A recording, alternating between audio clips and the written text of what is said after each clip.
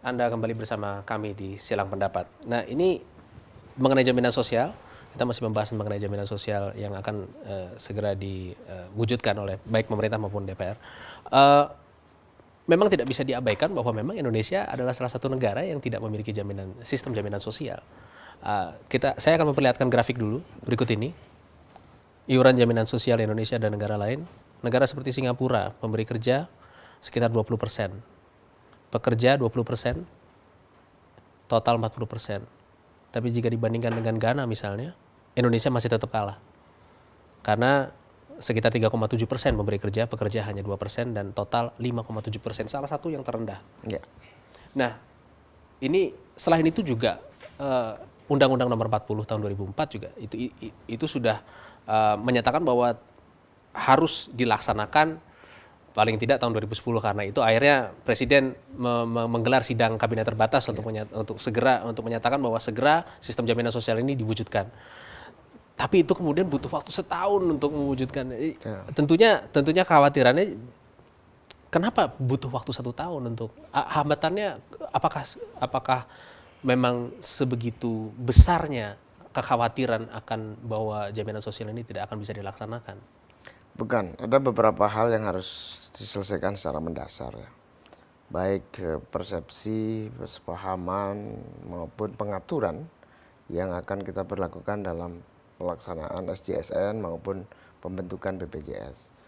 Kita tidak ingin silang pendapat menyangkut pelaksana tunggal ataupun pelaksana yang sudah ada ini kemudian membuat kita tidak cermat dalam membuat badan penyelenggara. Oleh karena itu butuh waktu untuk mematangkan baik lintas kementerian maupun dengan masyarakat dan DPR. Nah, alhamdulillah pertemuan terakhir sudah clear semua bahwa pemerintah siap untuk membahas dengan tuntas secepat mungkin, menjalankan dan melaksanakan semaksimal mungkin, tetapi dengan catatan bahwa harus realistis terhadap kemampuan negara, realistis dan adil terhadap pihak-pihak yang memiliki kewajiban terhadap sistem jaminan sosial ini. Dengan kenyataan ini maka tidak kemudian kita memberi angin surga tetapi tidak bisa dilaksanakan, tetapi kita juga tidak kemudian sebetulnya kita mampu melaksanakan tetapi tidak mau melakukan. Itulah yang menjadi prinsip-prinsip yang akhirnya kita sepakat, bertahap, lalu dengan kemampuan yang ada semaksimal mungkin yang kita mampu kita jalankan. Anda sendiri optimis akan bisa terwujud tahun ini paling tidak? Saya yakin karena dari hitung-hitungan yang ada, jaminan kesehatan yang paling pokok sebetulnya ini menjadi prioritas, termasuk saya sendiri sebagai Menteri Tenaga Kerja juga berkoordinasi dengan Jamsostek memulai secepat mungkin melaksanakan aspek manfaat lebih maksimum dalam hal kesehatan dari Jamsostek. Minimal para pekerja. Kalau para pekerja saja dan keluarganya sudah bisa tertangani paling tidak kurang dari 10% sudah tertangani. Oke, namun tentunya optimisme Bapak tidak dirasakan oleh beberapa pihak. Salah satunya adalah Pak Bambang Wirayoso, Ketua Umum Serikat Pekerja Nasional. Kita perlihatkan dulu kutipan wawancaranya berikut ini. Dia mengatakan bahwa peraturan dan perundang-undangan di bidang ketenagakerjaan sangat tidak memihak kepada pekerja atau buruh, khususnya terkait jaminan keberlangsungan pekerjaan, kesejahteraan, dan jaminan sosial.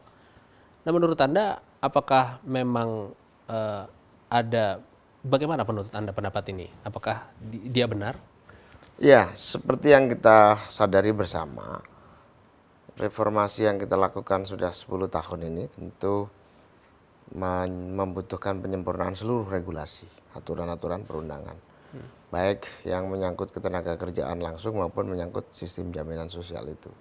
Karena itu sudah waktunya kita hari ini untuk terus-menerus tiada henti menyempurnakan undang-undang itu.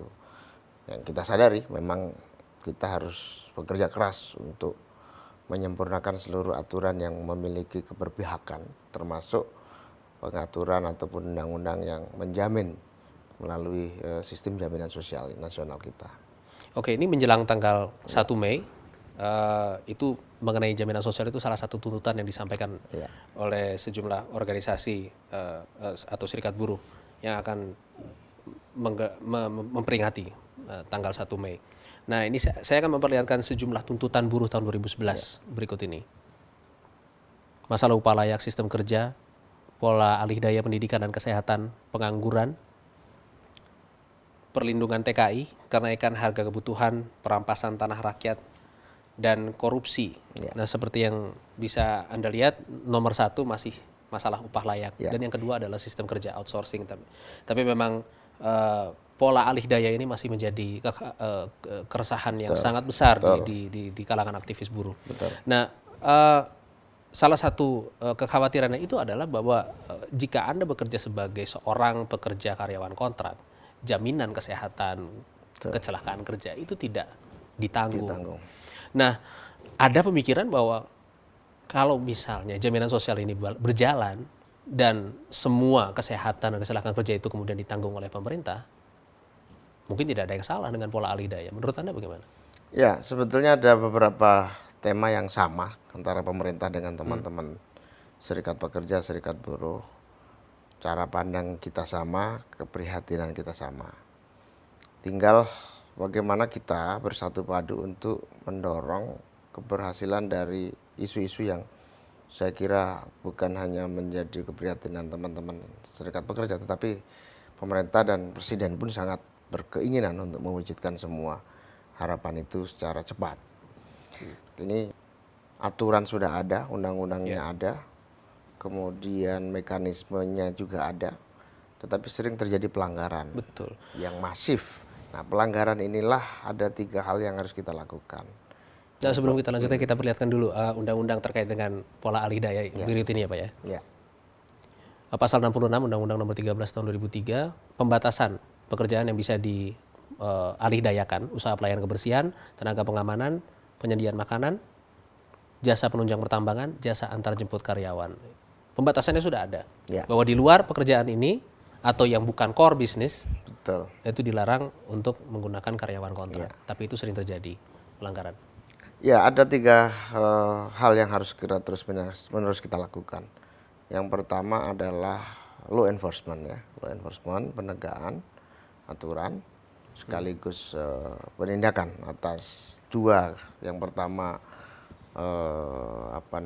penyelenggara outsourcing, jasa outsourcing, perusahaan jasa outsourcing ini yang sering menggunakan kesempatan kebutuhan orang bekerja lalu tidak pasti karena outsourcing ini. Yang kedua, perusahaan penggunanya. Perusahaan pengguna ini harus benar-benar kita beri penjelasan, pembinaan, dan penindakan kalau melanggar undang-undang. Tapi apakah ini law enforcement ini atau penegakan hukum ini sedikit atau bisa saya katakan sulit dilakukan pemantauan yang sepenuhnya karena memang tidak ada infrastruktur misalnya untuk memastikan bahwa perusahaan tertentu melakukan outsourcing atau tidak. Sebenarnya kendalanya apa sehingga penegakan hukum ini menjadi terkendala? Ada beberapa ya. Yang pertama jumlah pengawas tenaga kerja.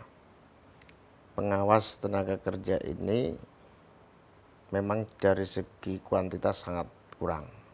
Apalagi setelah otonomi daerah ini, perusahaan-perusahaan yang ada di berbagai belahan Nusantara kita ini tidak sepenuhnya jumlah pengawas seimbang dengan jumlah perusahaan.